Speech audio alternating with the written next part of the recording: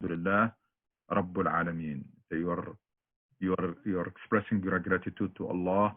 It's the Rabbul Alameen, the creator, the sustainer. All of these are there. All of these are these meanings are there, like Allah subhanahu wa ta'ala says in Surah Al-An'am. ذلكم الله ربكم لا إله إلا هو خالق كل شيء فاعبدوه. You're worshiping Allah because He is the creator of everything, and because so Rabbul Alameen, it's something that makes you really frees you from any fear, any dependence on anybody, any weakness or any intimidation or any low self-esteem. All of this you'll be freed completely when you remember that this world has only one Lord and you are worshiping Him and you're standing before Him now, and therefore nothing else matters. You're standing before Allah, Rabbul Alameen. In His hands is everything. Everything, all the keys are in His hands. You shouldn't even be thinking about something else. You should really focus completely because you are standing before Rabbul Alameen, the Lord of the world. And then, subhanallah, again, out of the 99 names, in a short verse like this, remember a Fatiha, it's like the abstract of a paper. It's like the executive summary of a book. That's the Fatiha.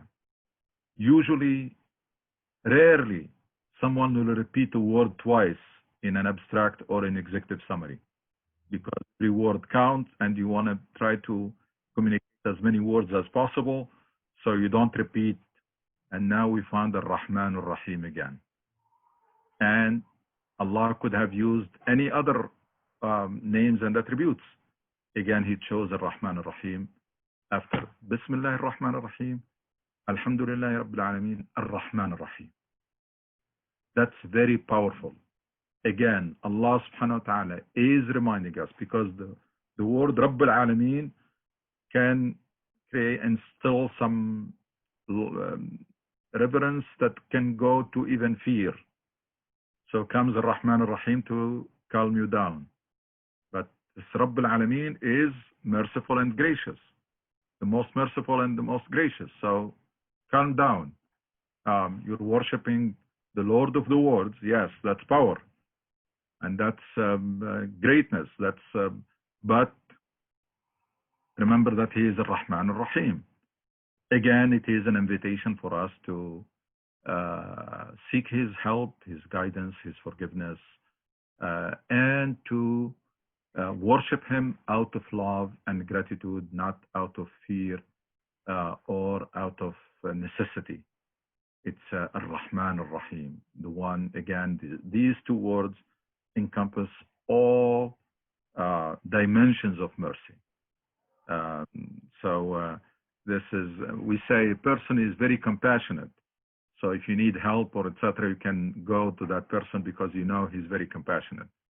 That's nothing compared to Ar-Rahman Ar-Rahim, the most most merciful, the most gracious. So that's also there for a reason, and that's how Fatiha should be recited.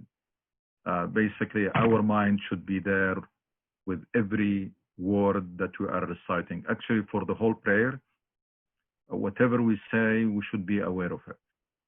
Even the dhikr, what we say in every position, ruku', sujood, etc., we should be aware of every word that we say if we want to be among الَّذِينَ هُمْ فِي صَلَاتِهِمْ خَاشِعُونَ, those who concentrate during prayers. And then Maliki Yawmiddin. Remember, this is an abstract for the whole Quran. That's an executive summary. So it has to have all the pillars. So Rabbul Alameen, that's Tawheed. Alhamdulillah, that's why we're praying. And that's our relationship. That's the foundation of our relationship with Him. Ar-Rahman Ar-Rahim, that's also another. And then it's like you're building a house. And then comes Maliki Yawmiddin. It's another pillar. It is meant to remind us of one of the foundational principle in Islam, which is the fact that there is a day of judgment and Allah. But how is Maliki Yawmiddin translated? I'm sorry, what verse is that? That's verse. Go ahead. Well, To you alone do we render service, and to you alone do we look No, for before that, just the one before. the compassionate, the merciful, the master of the day of judgment. The master of the day of judgment. The master of the day of judgment is also reminding us of something very fundamental. There is a day of judgment.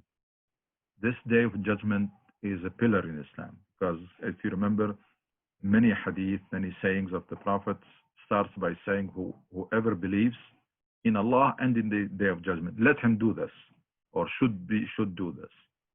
So reminding us of the day of judgment, every rak'ah in the prayer is important because the day of judgment, remembering it and remembering that it can happen at any moment. Because remember that for us, for every one of us, death is our day of judgment. Because the time between death and the day of judgment is frozen. That doesn't matter for us. So, من مات قامت قيامته, Rasul Sallallahu Alaihi Wasallam says. So, it reminds us that this can happen anytime, and that should instill in ourselves a sense of urgency, so that we value time. Time is very precious, and you should take advantage of every minute in this life. There is no time to waste in this life. Whether you're pushing, you're striving to fulfill the mission, whether you're resting, whether you are exercising, whether you're spending time with family, you should try to make everything quality time. This time is so precious, and we're racing against the clock, and it can be up at any moment. So one part of it is reminding us of the day of judgment, master of the day of judgment. Forget about master now. There is a day of judgment. That's a good reminder for us, because that's an engine that has to remain active for us, motivate us to do good, and help us restraining ourselves from doing something bad or harmful. So, Mali Yawmuddin, day of judgment, master of the day of judgment. That's very important because, as you know, no matter what we do in this life to advocate for justice, there will be a lot of injustice in this life. It's not that we should accept it. We should, stand against injustice, and we should stand out firmly for justice. But as you know, the world is full of injustice. And that can leave a lot of pain in our hearts, especially if you are incapable or and helpless and unable, and there is injustice that was inflicted on you, and you can't do much about it. Remembering that there is a day of judgment and that Allah is the master, which means that absolute justice is going to be served on the day of judgment, is very important for people to cope with the injustice in life. And again, I'm very clear about this. This does not mean that a Muslim should tolerate injustice because there is a day of judgment. No, should not tolerate. Actually, tolerating injustice in Islam is wrong. It's something that is it's a big sin. Tolerating injustice is like you seeing something wrong and you do nothing about it. That's not allowed. And Allah subhanahu wa ta'ala praises those وَالَّذِينَ إِذَا أَصَابَهُمُ الْبَغْيُ هُمْ يَنْتَصِرُونَ. Those who, when they are inflicted with injustice, they push back. They don't accept or tolerate injustice. And you know, the justice, that's actually one of the verses that I want to emphasize after we're done with Fatiha, inshallah, in the future, which is the verse about justice. I see it one of the very first verses that should be introduced, the verse in Surah Hadid that says that all the messengers and all the messages were sent so that justice prevail on earth. لِيَقُومَ النَّاسُ بِالْقِسْطِ. So Maliki Yawmuddin is important, remembering the day of judgment, and remember Allah is not only the Lord of the worlds, it's not Rabbul Alameen here, but He's also the master of the day of judgment. That completes the picture. And because of all of that, remember Rabbul Alameen, master of the day of judgment. What is left? Nothing. So إِيَّاكَ نَعْبُدُ وَإِيَّاكَ نَسْتَعِينُ. What's the translation? You? Of the next verses? Yeah. Just next. To you alone do we render service, and to you alone do we look for aid. Very good. You alone we render service, and to you alone we ask for help or seek help. That's extremely important. I mean, Ibn al-Qayyim wrote, I think, big book about إياك نعبد وإياك نستعين. So why? Because if you truly believe in Allah and you have the concept of Tawheed deeply rooted in your heart, then you know that worship should be directed to Allah alone and help should be sought from Allah alone, because nobody else has a power of their own. Everybody else is a channel of power, but not source of power. قوة لله جميعا, that all the power belongs to Allah, and everything in the universe belongs to Allah. So if you, as the hadith says, if you ask Allah, and if you seek help from Allah. إذا سألت فاسأل الله وإذا استعنت فاستعن بالله. So إياك نعبد وإياك نستعين. I mean, all the verses of the surah and any surah, while you are praying, you have to be aware of what you're saying. But this one is really, it's like conclusion. It's the conclusion of Alhamdulillah Rabbil Alameen and Ar-Rahman Ar-Rahim and Malik Yawm Ad-Din. So the conclusion comes, إياك نعبد وإياك نستعين. It has really to be mentioned with the heart present, not just saying it without. And that's a dilemma that all of us are living, is that this is a surah and a chapter that we know very well, that we cannot recite without thinking. And unfortunately, we end up doing that. And that's bad. We end up doing it because we can't do it. We can recite Fatiha without even thinking about it. But we should not, that's wrong. إياك نعبد وإياك نستعين. And then comes an example of this, or translation of this, because you're seeking help only from Allah. What kind of help you need first? It's guidance. That's also saying that's the most important thing for me. So we need your help. We're worshiping you. We need your help. Guide us. اهدنا الصراط المستقيم. Guide us to the straight path. But of course, اهدنا implicitly has the meaning of knowledge, because guidance, اهدنا, has both knowledge and istiqamah. Guide and knowledge, knowing and sticking to the straight path. Now you can say that I'm already on the straight path. Yeah, it doesn't harm to try to refine that straight path and make sure that you don't go astray, and make sure that you really are on and you stay the course. So اهدنا الصراط المستقيم. It says that if I have a chance to make only one supplication, that's my supplication. It's a guidance, because it encompasses everything. If Allah guides you to the straight path, it means that He guides you, gives you wisdom, guides you to make the right choices in life, the right decisions, give you tawfiq, which is guide you to make the right choices and decisions.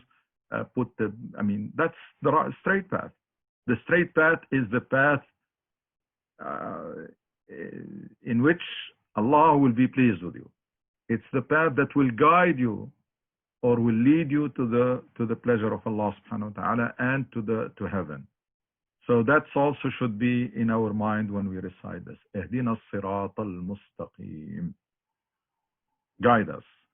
So that it's also, I like this because it's a reminder for us not to be complacent, not to think that we're already there. If you're praying for guidance every rak'ah, it's basically you're saying that you're still not there. You are getting closer to the straight path, but you are not really on it. Or you're getting closer to the true Iman, the true faith, the true Islam, but you are not there yet.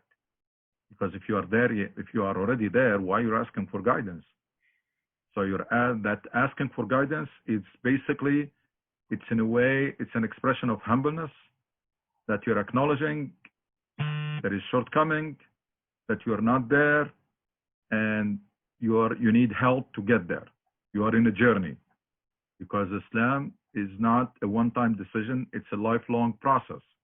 It's a lifelong journey. So guide me. اهدنا الصراط المستقيم.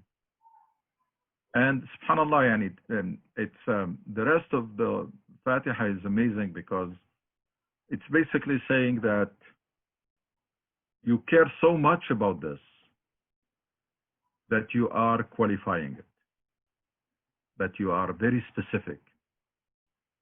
I say that I use this example. If you send, let's say you send your child or you ask your child to buy something for you or to order something for you, if that thing is not very important and not expensive and cheap, you probably are not going to be making any specifics and just order me this, get me a phone charger or get me something. But if you're going to order, if you're going to ask yourself to order, someone to order for you something that is a car or a computer or something, something like more precious, usually going to be more specific. I need memories like this, and I need capacity, I need that, I need touch screen. So why? Because it is very precious. Or if it is a car, then I needed this brand and these features. I want these features to be there. I want this budget. And so usually you don't specify. You specify only something that is very precious, very important. But if it is cheap, if it is routine, if it is, you say, okay, Dina Sirat al-Mustaqim, and you stop. But because you care so much about this, you're saying, Sirat al-Ladina an'amta alayhim. I want the path of the people with whom you are pleased. I want the path that was taken by the prophets and by their disciples and by their companions. The Sirat al-Ladina an'amta alayhim. I need that path. Please, you're begging Allah, asking to guide you to the straight path, and then you're qualifying it. The path of the people with whom you are pleased. The one that will lead me to you being pleased with me. Because that's what the meaning. The path with whom, the path of the people with whom you are pleased, means the ones that were taken by the people with whom you are pleased. More than likely, these people are dead, either prophets or their disciples. Sirat al-Ladina an'amta alayhim. Those with whom you are pleased. And that's really, and then more. غير المغضوب عليهم. Not the path of the people who knew the truth and rejected it. Because at the end of the day, these are the two exits from the straight path. Either someone loses their way, or someone deliberately or knows what they're supposed to do, but they don't do it. And you're praying to Allah to make you neither from the first category nor from the second. غير المغضوب عليهم, not the path of the people who knew the truth and rejected it and chose a different path. And not the ones who lost their way. So basically, give me the knowledge to know the straight path and give me the willpower to follow it. That's what it says. Because the first ones, they knew, but they didn't have the willpower and the discipline and the self-restraint to push themselves or to go in the straight path. And the second category, they didn't have the knowledge. They lost their way. So you're asking Allah subhanahu wa ta'ala for the most important things that a human being will ask for is, or a worshipper will ask for is knowledge and willpower. Because that's where people, these are the two things that if they're weak, they cause people to go astray. You don't have the knowledge, you can go astray out of good intention. You have the knowledge, but you are weak and you cannot restrain yourself. You don't have the discipline. then you can go stray from the other direction. So you're asking Allah, اهدنا الصراط المستقيم implicitly has asking for knowledge, but then when it is qualified, not the path of the people who know the truth, but choose to go otherwise, and not the path of the people who lost their way just because of the lack of knowledge. So I conclude by what I started is very important for you, for everybody, to refresh your memory about Fatiha. And every time you find yourself, start reciting it without reflection, then that means a time for you to revisit it and refresh. It's like replacing anything. It's like changing oil in the car, or changing oil, fixing brakes or whatever. Anytime you have a sign that tells you that something has to be done, or a filter in the fridge or anything. So if you find yourself start reciting Fatiha without a reflection and without paying attention to what you're saying and to those meanings, that's an indication for you to go back and try to refresh your memory about it.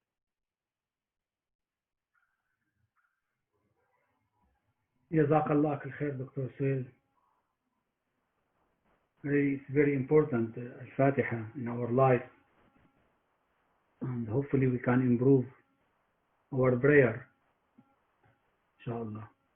The meanings are very simple, and you can write them down, and then you can, but it is just the effort is trying to concentrate during the prayer, and then trying to refresh your memory every now and then about those meanings.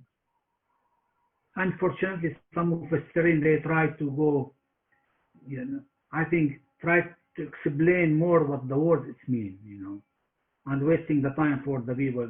He's talking about this people or this group or this group. No need. Just take it simple. Quran is really simple and very eloquent. Dr. Ghanouchi, you said those that غير المغضوب عليهم, those that rejected the path, is that because of their no willpower, or why did they reject the path? Usually it's one of two things. Usually is they're out of arrogance. Like, for example, the people of Quraysh, those who fought the Prophet, they have the same understanding of Islam like the companions. I mean, Abu Jahl understood Islam same like Abu Bakr and Umar and everybody. They had no doubt. I mean, these are masters of the Arabic language, and one of the master of the masters, Al-Mughira, who went to discuss with the Prophet because he knows the poem and inside out, and he came back and told them that's not poems. This is something else. This is something that we don't know. So they had no doubt about this. And Abu Jahl mentioned this in one of his statements when he was explaining. He said that we were competing for honor with Bani Hashim, like their family, their branch of the tribe, and the branch of the family branch of Prophet Muhammad sallallahu alaihi wasallam. We were competing for honor with Bani Hashim, and we were neck to neck with them. And now they're coming and saying we have a prophet among us. How can we compete with that? That's arrogance. It's not like he doesn't know. So that applies to him very well. Arrogance. Some leaders of the Jewish community in Medina, when the Prophet migrated, because the Jewish leaders and scholars, they knew that was the time of the new Prophet. And remember that all the previous prophets from Ibrahim alayhi salam came from Bani Israel, from the Jewish community or Jewish descendant, from the descendants of Ishaq and Yaqub. So, and they have a science for this. So when this is who was narrating this? The wife of Prophet Muhammad, who was the daughter of one of them, one of the leaders, one of the Jewish leaders. the two who went to meet him when he came to Medina. And she was listening to them after they came back talking.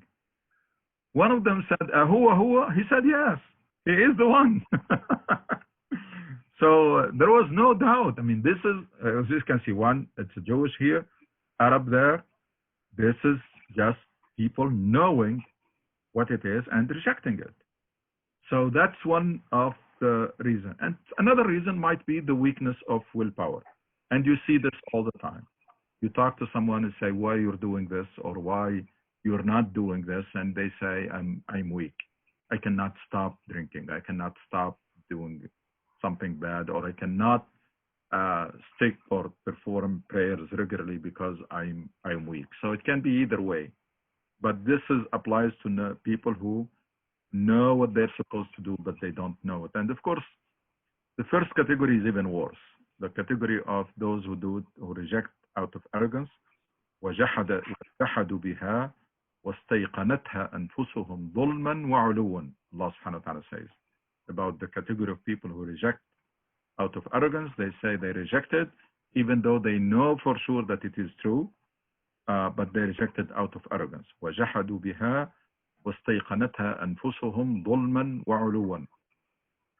So that's probably the worst category. But unfortunately, all of these are bad categories, and we want to avoid every one of them, including because قل هل ننبئكم بالأخسرين أعمالا الذين ضل سعيهم في الحياة الدنيا ويحسبون أنهم يحسنون صنعا.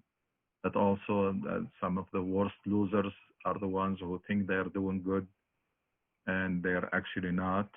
So knowledge can prevent you from being lost, and the willpower and the humbleness can allow you to follow and do what you're supposed to do.